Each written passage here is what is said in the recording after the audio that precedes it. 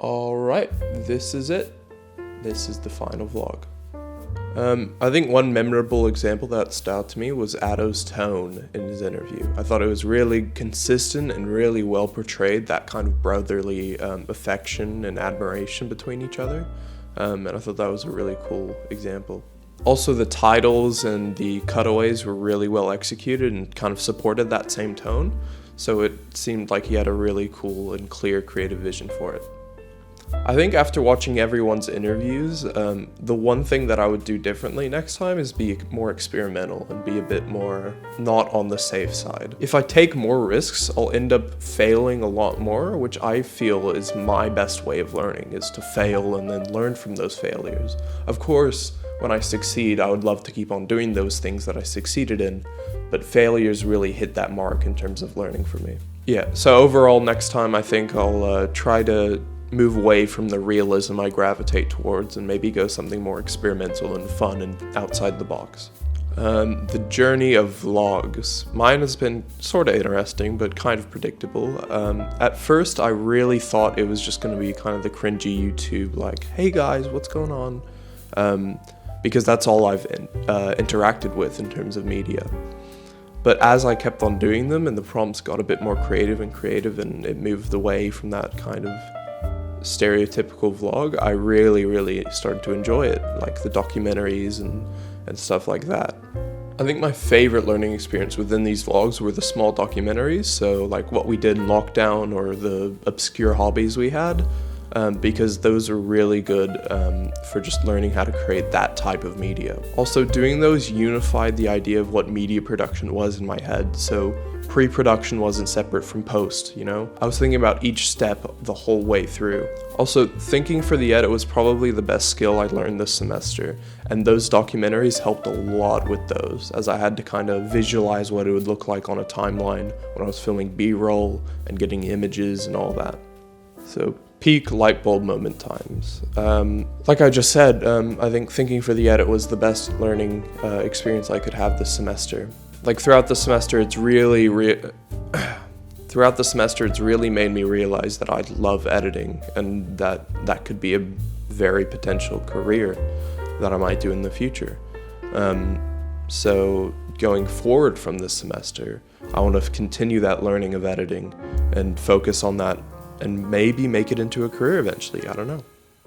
My preferred way of learning was to do something tangible, whether that be in the workshop, we did the one-shot take films and stuff like that, or at home making these vlogs.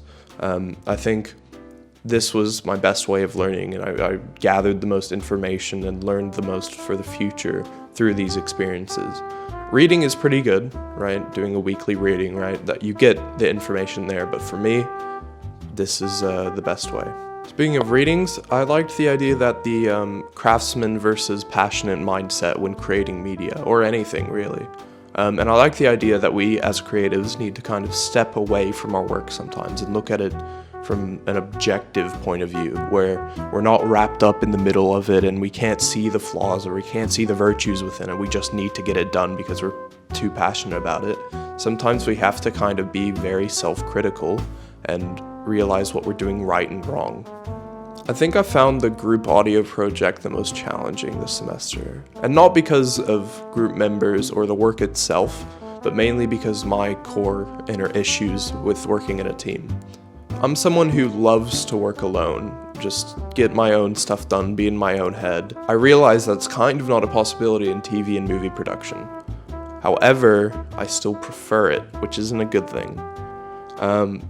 So when going into this big group project, I realized that I'm gonna have to change things up, and it was hard to change things up. And I got better at it. Granted, I'm not the best at it right now, but I am better than I started, which is, I guess, all I can hope. But yeah, I think that was the most difficult experience for me. What did I discover from my creative practice? I kind of mentioned this earlier, but editing, really. I would love to pursue editing as a form of a career because, I don't know, I feel like it gives you a lot of control.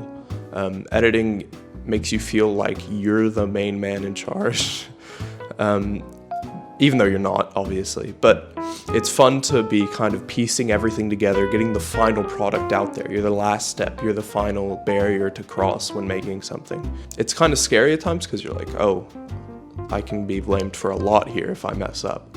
But it's also kind of fun because if something isn't great in a shoot or whatever, it's fun to go back and fix it and feel like I fixed that thing. This work is better because of what the work I did on it, you know?